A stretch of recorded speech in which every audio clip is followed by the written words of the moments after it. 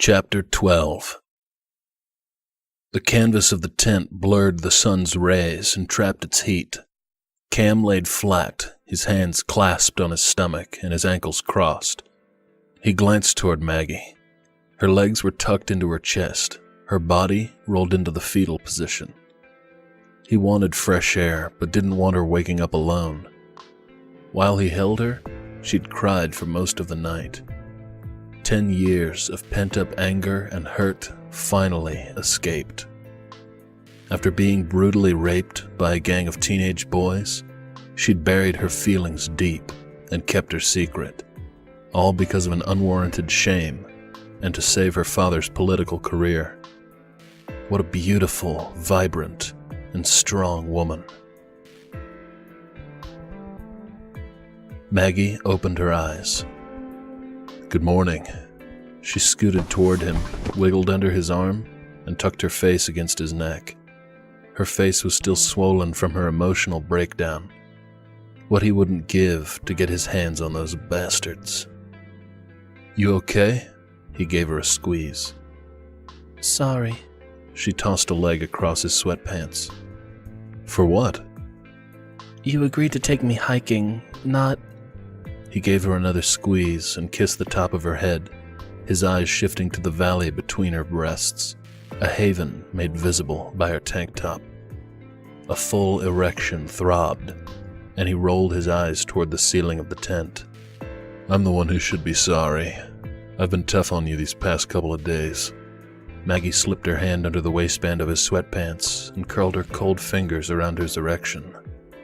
What are you doing?" "Please, Cam. I need this, and I think you do too." When she withdrew her hand, a curse lingered on his tongue. He wanted her, but not like this. The head on his shoulders refused to take advantage of her vulnerable, emotional state.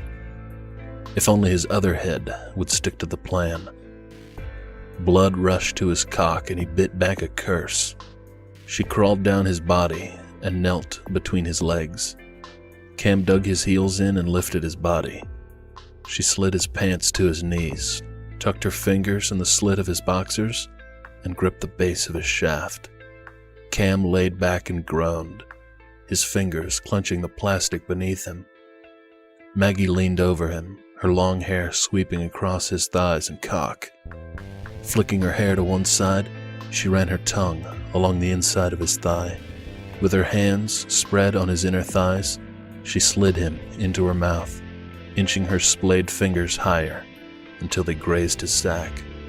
Cam scrunched his fingers in her hair and rocked his hips, gliding himself between her lips of silk.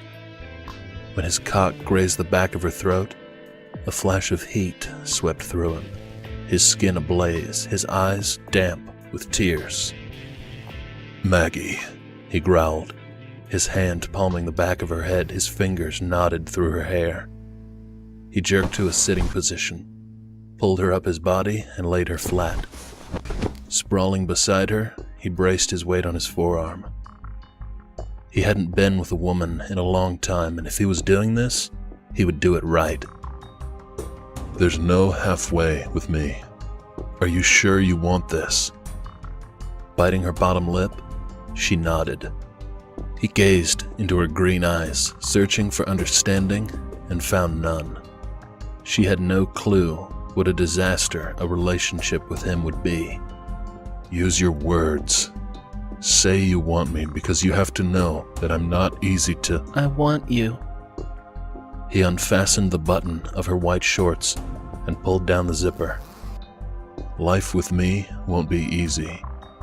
He turned his focus from her green panties and fixed his gaze on her face, ensuring she read the sincerity in his eyes. "I'm fucked in the head." Maggie placed a finger over his lips. "I never thought I'd say this, but shut up." He kicked his sweatpants off and yanked his shirt over his head. She sat up and slid her shorts and panties down her legs and reached for her backpack, but he grabbed her wrist and laid her flat. Cam positioned himself over her, his forearms braced on either side of her head, his cock nudged against her core. Don't you want a condom? His body grew rigid, as if she had slapped him. You're not on the pill? I can't have kids. That's why I'm not on the pill. Cam slid a hand under her head, laced his fingers through her hair, and captured her mouth in a savage and hungry kiss. Would he really let her into his life, into his heart? Panic convulsed through him, spurring the acid in his stomach to eat at his insides. Doubt clouded his mind and judgment until he slid her fingers through his hair and moaned. His lust surged past the point of rational thought. Maybe if there was a drop of blood in his brain, instead of all pooled between his legs, he could do right by her and leave her alone. Let her find a man that didn't struggle with his own sanity. Please, I need this. I need you. Nothing and nobody could stop him from being inside her. Cam traced a finger down the bridge of her nose. No condom. Her beautiful face crinkled in confusion. Why? Because I'm the last man you will ever be with. Cam, I don't think... He slid his hands under her tank top and cupped the silk covering her breasts. Just rip it. Cam tore her top into two. He did the same with her green bra. The front clasp snapped and soared across their small enclosure. He drank up her beauty, his eyes locked on her breasts. With his body on hers, he pushed his cock against her sex. Am I hurting you? Maggie tilted her pelvis and forced him deeper, burying the head of his cock inside her channel. Let's take this slow. I don't want to hurt you. I want this. Don't stop. I have no intention of stopping. He lowered his head and kissed the side of her neck. You're strangling my dick. Not that I'm complaining, but I need you to relax. He forced himself deeper. Damn, baby, you feel good. When his mouth came down on hers, she bit, licked, and sucked. Her tongue drove in his mouth. Her hands squeezed his ass. Cam jerked his head back. Slow. I need you. You have to believe me. Cam fought the urge to laugh out loud. I believe you. I think... Don't think. Her body stiffened. He bit back another damn curse. What's the problem?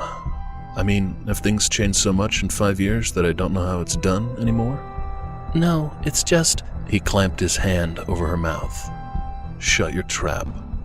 He lifted his upper body and let his eyes devour her flawless figure. His gaze traveled lower to where their bodies were so intimately joined, her mound trimmed neat. You're a natural redhead, she nodded. Grinning, he glided his fingers down her taut abdomen and watched her face as he circled a finger along her clit. Maggie closed her eyes, her head drifted to the side. She moaned and he nearly came inside her. Take your time, baby. I'm not gonna hurt you. He circled his tongue around her erect nipple, and soon her clamp on his shaft loosened. You like that? He surged further, balls deep. You okay? Rotating her hips, Maggie ground herself against him. I'll take that as a yes. Clearly, his little fireball wasn't used to letting her lover set the pace or steer the direction of their lovemaking. Now that she'd relinquished the reins, he'd make sure she enjoyed the ride. Did her past lovers really let her perform like some kind of fucking circus act? No wonder she saw herself as nothing more than a whore for men to use for their own pleasure. Ironic that Maggie probably had more experience than him, yet he knew more about pleasing her than she knew about pleasing herself. With controlled strokes, he rammed into her faster, harder. The clap of skin against skin spiraled his desire. Her pussy clamped around his cock and he roared in satisfaction. Cam sealed his lips to hers, but she jerked her head to the side and let out a high-pitched screech. He wedged his hands under her thighs and pushed her knees toward her shoulders. Bracing his weight on his palms, he tilted his hips, altering the angle of their joined bodies, and drove into her. His strides long, slow, and deep. Her nails sank into his shoulders. Her back arched, and he nearly lost his hold on his impending orgasm. Cam smacked her tight ass. "Let me set the pace, or you're gonna make me come." Her hands gripped his head and pulled him down. She smashed her lips against his. What kind of foods should he offer at his restaurant? What colors should he choose for the booths, dinnerware, and carpet? Think of anything but her liquid heat drowning his cock, her pussy squeezing around him. Stop. Sweat dampened her forehead, her breaths labored from her lungs. Cam froze. Push deeper and just stop. He buried himself to the hilt. Don't move. "I have to move." She groaned, her channel tightened. The muscles in Cam's back tensed as he fought the urge to jackhammer into her. When he felt the tension in her body fade, her climax subsiding, he slid from her hot little pussy, flipped her onto her stomach, and dropped on top of her. "Am I crushing you?" He gritted low and deep in her ear. Maggie turned her head, their lips locked, and he entered her. Cam's hand slid beneath and palmed her breasts. He rocked his body, a slow and fluid motion, tilting his hips slightly, ensuring her clit rubbed along the floor of the tent. "You're gonna come again." She nodded. "Use your words." Uh-huh. Maggie moaned, a soft squeal he already recognized as her signature sound, indicating she was about to explode. "My little hellcat," Cam hissed at her bare shoulder. Palming the back of her head, he knotted his fingers through her long hair, yanked her head back, and captured her mouth in a fiery kiss. A primal urge to dominate her overcame him. Maggie was his little spitfire, and he wanted to tame her. "Get on your hands and knees." He wasn't used to channeling this level of desire. He'd never felt this kind of lust. When Maggie raised herself, he gripped her hips, steadied her body, and rammed into her. His fingers tightened around her slender hips. The first orgasm he'd had, aside from self-generated, rolled inside him. His eyes watered. The temperature of his body soared. His every pore leaked sweat. With his release close, he plunged himself deep. She rotated her hips, a slight movement that hurled him over the top. "Fuck!" The word echoed within the confines of their small shelter. Maggie moaned, a cute feminine sound that sparked another thundering roar from him. Her sweet, hot pussy milked his cock, a sensation that almost killed him with pleasure. His body shuddered as he poured a seemingly endless stream of cum inside her. Cam lifted her hands off the floor. He brought her upright, leaving them both on their knees, his body pressed behind hers, his arms crossed over her chest, his hands cupping her breasts. Tucking his nose in the crook of her neck, he waited until their bodies relaxed, utterly satiated. He feathered kisses along her shoulder blades and slick with sweat back, his hands still cupped around her breasts, his cock still embedded in her sheath. "What have we done?" He collapsed onto his back, taking her with him. Maggie draped a leg over his. Don't you dare say you regret it. He'd just had the hottest, most mind-blowing sex of his life with his stunning, quirky little hellcat, and she wanted to know if he regretted it? Cam cleared his throat. "I'm not sure I can get enough of you." One taste and you're already addicted. Tilting his head, he fastened his lips to hers, his tongue thrusting, fucking her mouth in a blatant display of possession. He kissed the tip of her nose. Then she did something he never thought he'd see from his little fireball. Maggie blushed. Cam wrapped his arms around her and crushed her against him, the side of her face pressed against his bare chest. He kissed the top of her head and closed his eyes. How much closet space would she need? Maybe he should clean off a shelf in the linen closet for her toiletries. At least he knew she liked Gramps, and Gramps liked her.